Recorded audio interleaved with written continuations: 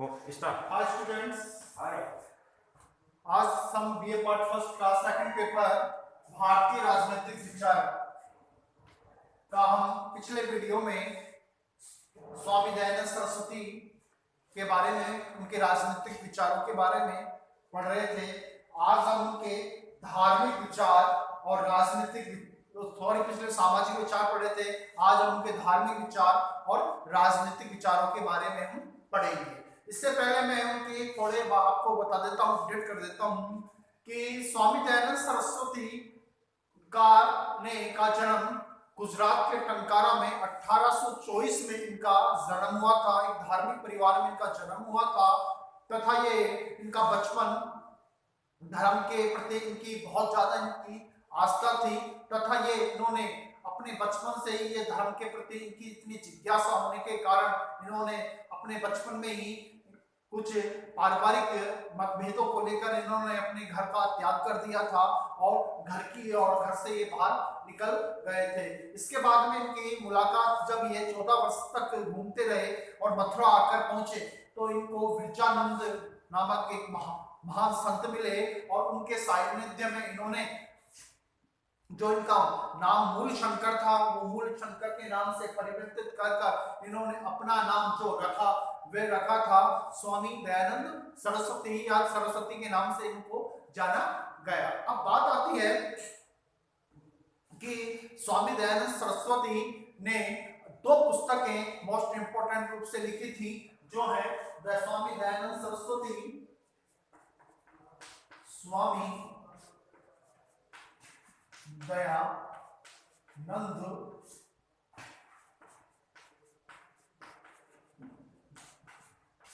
की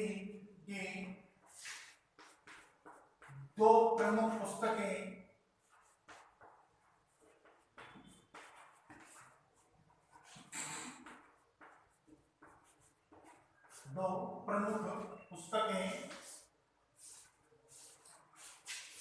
दो पुस्तकें थी। पहली थी सत्यार्थ प्रकाश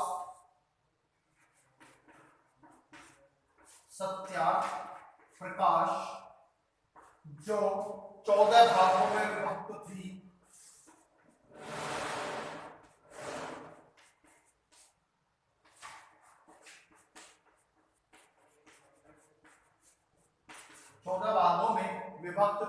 और दूसरी थी ऋग्वेदादि भाष्य भूमिका।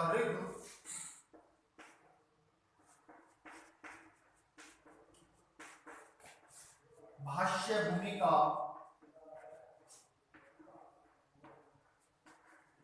ये इनकी दो पुस्तकें थी।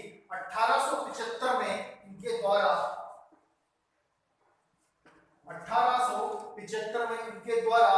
आर्य समाज की स्थापना की गई। आर्य समाज की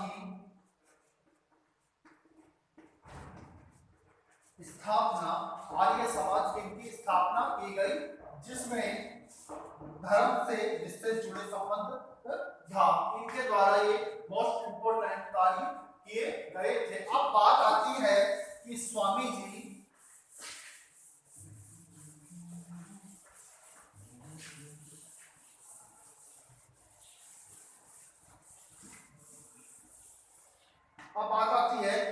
स्वामी दयानंद के धार्मिक विचार। स्वामी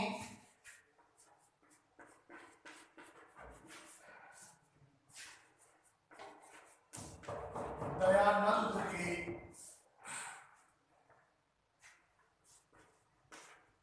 धार्मिक विचार।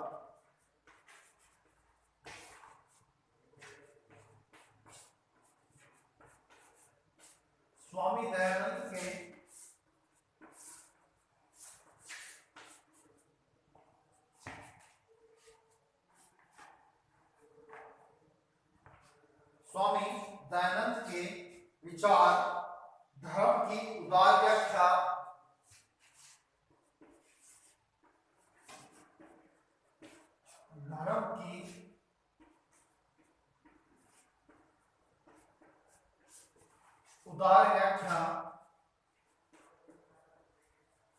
इक्केश्वरवाद का समर्थन, एकेश्वरवाद का समर्थन,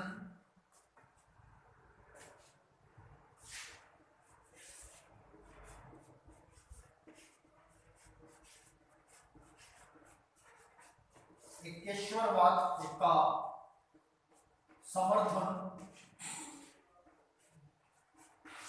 एकेश्वरवाद का समर्थन, मूर्ति पूजा का खंडन,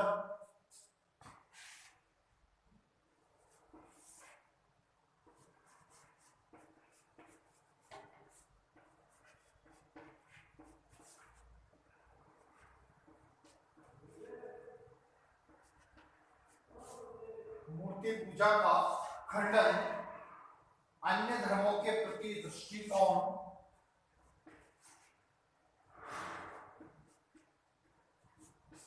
अन्य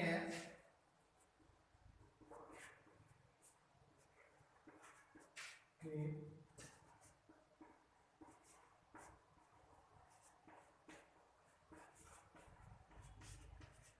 अन्य धर्मों के प्रति दृष्टिकोण और धार्मिक सुधारों के लिए संगठन, शुद्धि और प्रचार के प्रयास, धार्मिक सुधारों के लिए प्रयास, धार्मिक सुधारों के लिए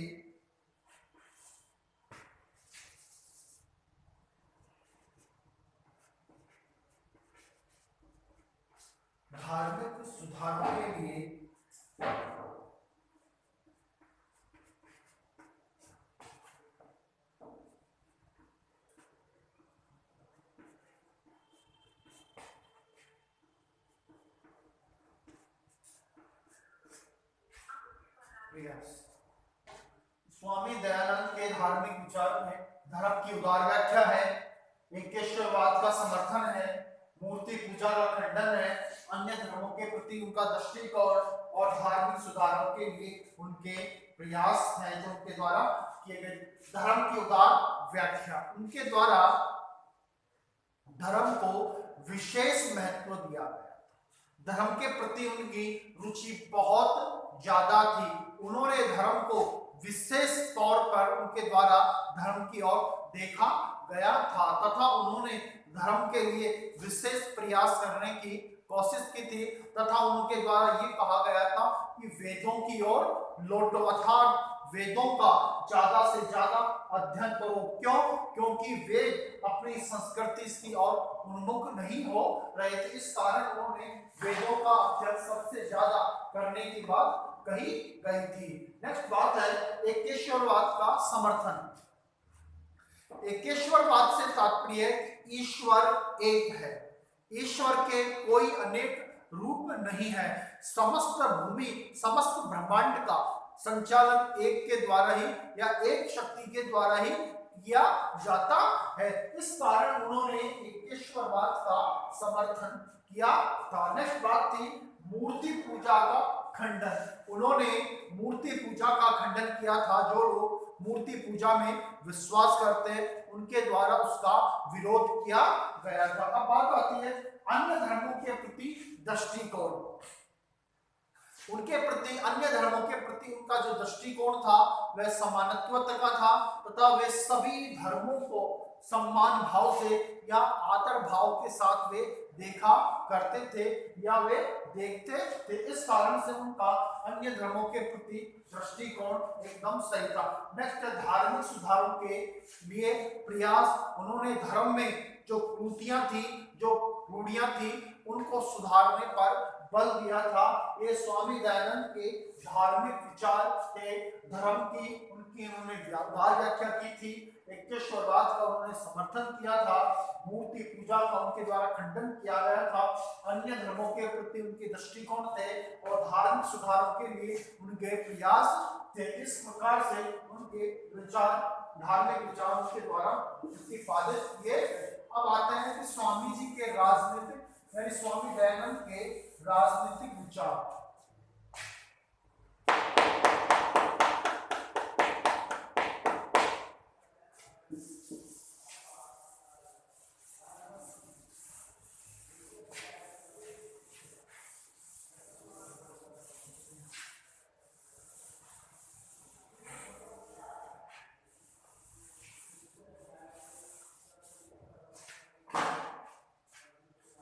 स्वामी दयानंद के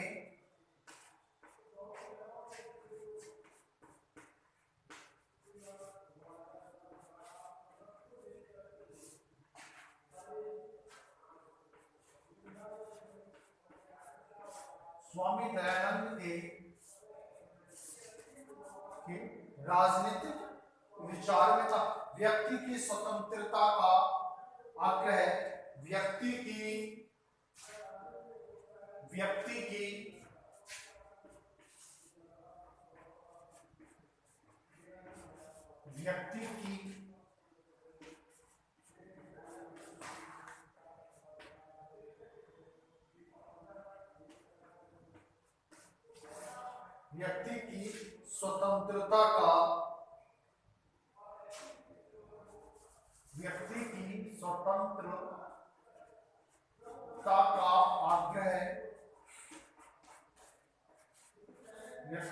स्वतंत्रता का आग्रह,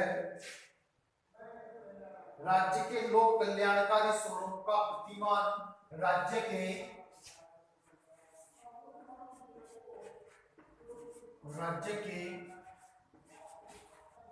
लोक कल्याणकारी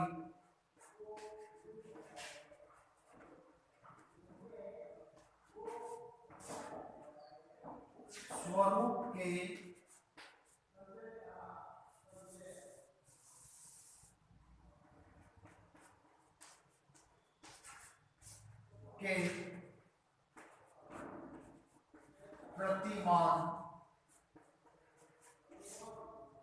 प्रतिमान राजा के देवत्व का निषेध तथा राजा के देवत्व का निषेध, राजा के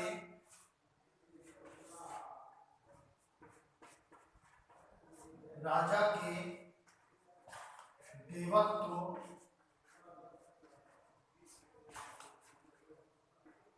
निषेध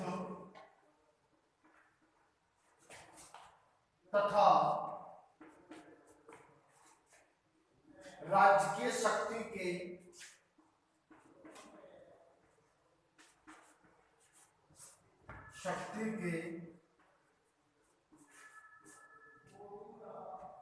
संस्थागत स्वरूप पर बल,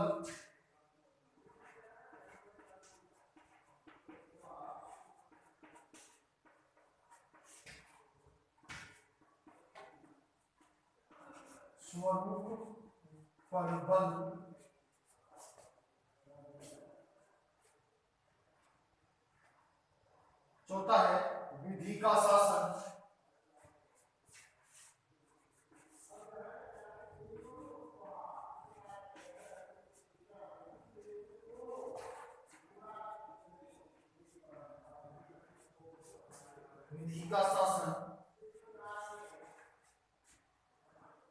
पांचवा प्रशासन की विकेंद्रीकृत व्यवस्था, प्रशासन की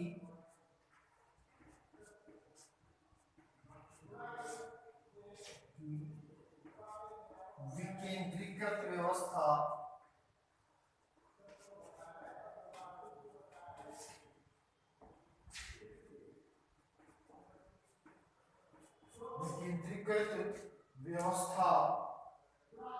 समस्त न्याय व्यवस्था का, सक्षम न्याय व्यवस्था का आग्रह, सक्षम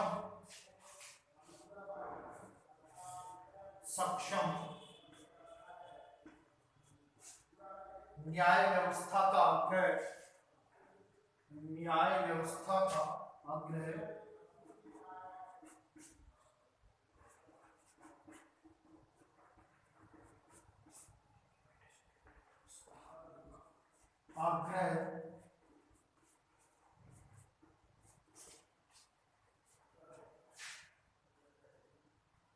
न्याय व दंड व्यवस्था,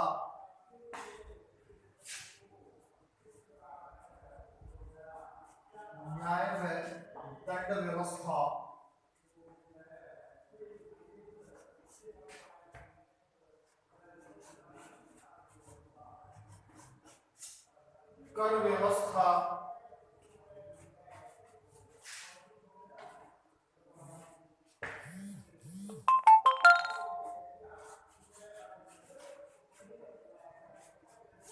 न्याय और दंड व्यवस्था कर व्यवस्था। अर्थात स्वामी दयानंद के राजनीतिक विचारों में व्यक्ति की स्वतंत्रता का आग्रह है। स्वामी दयानंद सरस्वती ने स्वतंत्रता को मुख्य रूप से माना था, अर्थात क्योंकि उस समय भारत गुलामी की जंजीरों में जकड़ा हुआ था, तो उनके द्वारा ये कहा गया था कि व्यक्ति की स्वतंत्रता का उन्होंने पर बल दिया था, या उनके द्वारा आग्रह किया गया था कि व्यक्ति को स्वतंत्रता, हर प्रकार की स्वतंत्रता मिलनी चाहिए। नेक्स्ट बात है राज्य के लोक कल्याणकारी स्वरूप के प्रतिमान। राज्य के लोक कल्याणकारी स्वरूप का मतलब यह है कि व्यक्ति के अंतर्गत लोक कल्याण की भावना हो, उसको शिक्षा प्रदान की जाए, उसको स्वास्थ्य दिए जाए, उसको अध्यापन दिया जाए, उसकी शिक्षा पर उस पर जोर दिया जाए, जिससे एक लोक कल्याणकारी राज्य का निर्माण हो सके। नेक्स्ट राजा के देवत्व का निषेध। उस समय राजा को देवत्व तुल्य माना जाता था, तो इसका दयानंद सरस्वती ने विरोध किया था कि राजा कोई देवत्व नहीं, राजा के व्यक्ति है जो व्यक्तियों के द्वारा उसको शासन दिया गया है। मतलब राज्य के शक्ति के संस्थागत स्वरूप पर बल, जो शासन है उस शक्ति पर उनके द्वारा बल दिया गया था। नेक्स्ट विधि का शासन, अर्थात उनके द्वारा कहा था कानून का शासन हो, संविधान का शासन हो, और कानून के अनुसार ही शासन का संचालन किया जाए, शासन का स्थापित किया जाए। नेक्स्ट प्रशासन की विकेंद्रीकृत व्यवस्था पर बल, अर्थात उन्होंने कहा था कि गांव से लेकर शहर से लेकर और केंद्र तक यानी विकेंद्रीकृत व्यवस्था हो, तभी देश का स्वरूप यानी ढांचा सुधर सकता है, उसमें बदलाव आ सकता है। सक्षम न्याय व्यवस्था का आग्रह, उन्होंने एक न्याय व्यवस्था पर बल दिया था, यानी मजबूत न्याय व्यवस्था स्थापित की जाए, जिससे कि एक सुदृढ़ शासन व्यवस्था स्थापित हो सके। न्याय व दंड व्यवस्था पर उनके द्वारा बल दिया गया था, तथा कर व्यवस्था पर उनको कहा था कि जो गरीब लोग हैं उनको कम कर व्यवस्था की जाए, तथा उद्योग धंधों पर ही कर लगाया जाए। इस प्रकार से स्वामी दयानंद सरस्वती के राजनीतिक विचार में व्यक्ति की स्वतंत्रता का उनके द्वारा आग्रह किया गया था, राज्य के लोक कल्याणकारी स्वरूप के प्रतिमान पर बल दिया गया था, राजा के देवत्व का उनके द्वारा निषेध तथा राज्य की शक्ति के संस्थागत स्वरूप पर उनके द्वारा बल दिया गया था, विधि का शासन, कानून के शासन पर बल दिया गया था, शासन को विकेंद्रीकृत व्यवस्था पर उनके द्वारा बल दिया गया था, और सक्षम न्याय व्यवस्था का आग्रह किया गया था, न्याय और दंड व्यवस्था पर बल दिया गया था, और कर व्यवस्था पर संचालित करने के लिए उन्होंने कहा था। इस प्रकार से उनके द्वारा राजनीतिक विचारों की पृष्ठभूमि तैयार की गई थी, जिससे कि भारत एक सक्षम और सुदृढ़ बन सके। अब आता है कि स्वामी दयानंद के शिक्षा संबंधी विचार।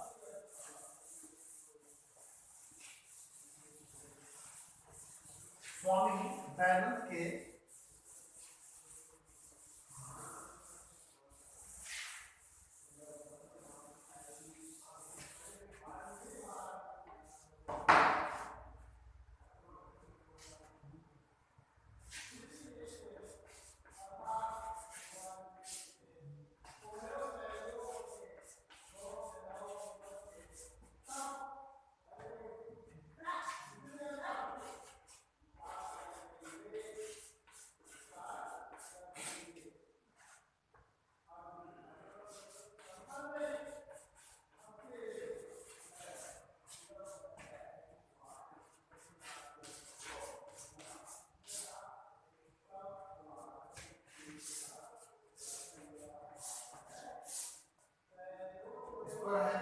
शिक्षा का प्रयोजन, शिक्षा का क्या उद्देश्य है।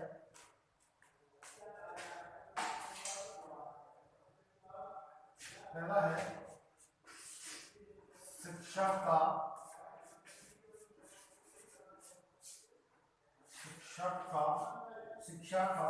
प्रयोजन, शिक्षा का प्रयोजन। दूसरा है शूद्रों व स्त्री को शिक्षा का अधिकार, शूद्रों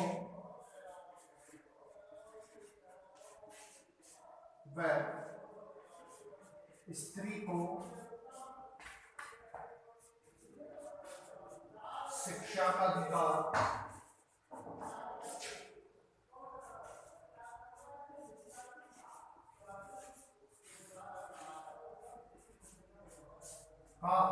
अधिकार। तीसरा है शिक्षा की अनिवार्यता,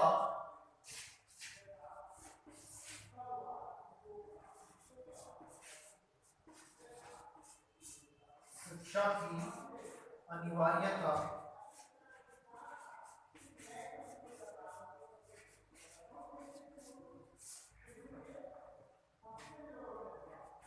शिक्षा की अनिवार्यता मतलब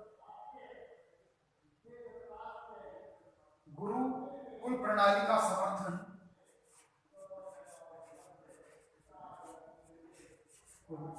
गुरुकुल प्रणाली का समर्थन,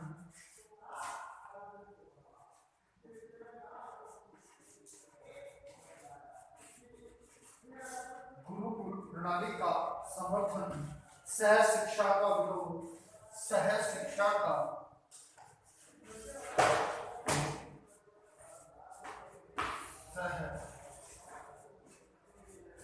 शिक्षा का विरोध, सह शिक्षा का विरोध, सह शिक्षा का विरोध, शिक्षकों की सचरित्रता सुयोग्यता पर बल, शिक्षकों की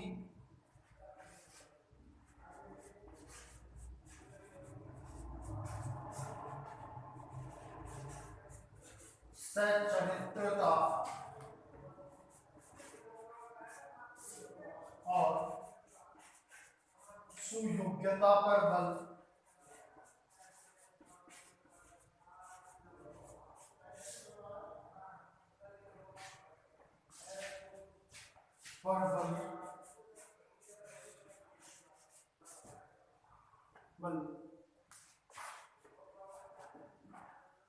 स्वामी दयानंद के शिक्षा संबंधी विचारों में है शिक्षा का प्रयोजन अर्थात शिक्षा का उद्देश्य व्यक्ति का सर्वांगीण विकास करना होना चाहिए, उसे एक सभ्य नागरिक बनाया जाना चाहिए। यह दयानंद सरस्वती के शिक्षा संबंधी विचार कि शिक्षा का प्रयोजन अर्थात उद्देश्य एक सुयोग्य नागरिक तथा एक अच्छा आदमी तथा एक विद्वान आदमी बनाना होना चाहिए। दूसरा, शूद्रों व स्त्री को शिक्षा का अधिकार दिया जाना चाहिए, शूद्रों और स्त्री को शिक्षा से वंचित नहीं किया जाना चाहिए। ये बात शिक्षा